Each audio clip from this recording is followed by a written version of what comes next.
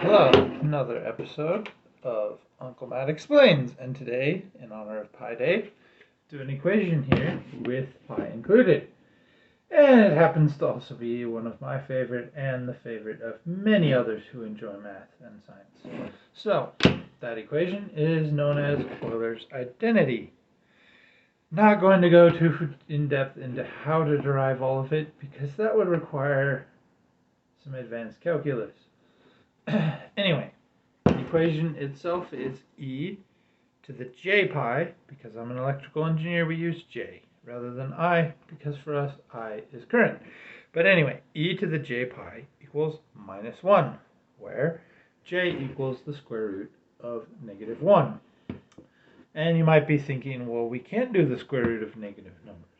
Well, in this case, we have derived an imaginary number, as we call it, to equal the square root of minus 1 in order to let us deal with square roots of negative numbers. Now, how exactly do we get this value of minus 1?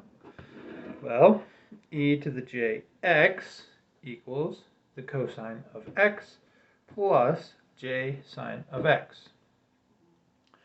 Now again, not going to derive how we get to this point, because that requires calculus, using Taylor expansions, derivatives, etc., and wanting to keep this short and simple.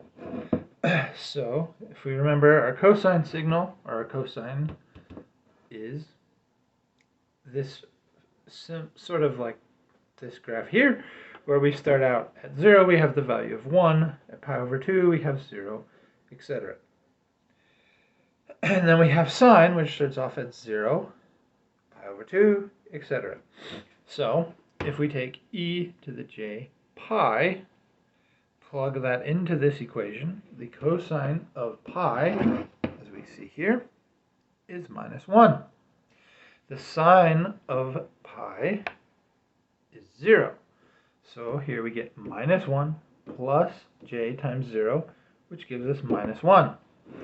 The other way that this equation can be written is if we move this minus 1 over here, we end up with e to the j pi plus 1 equals 0.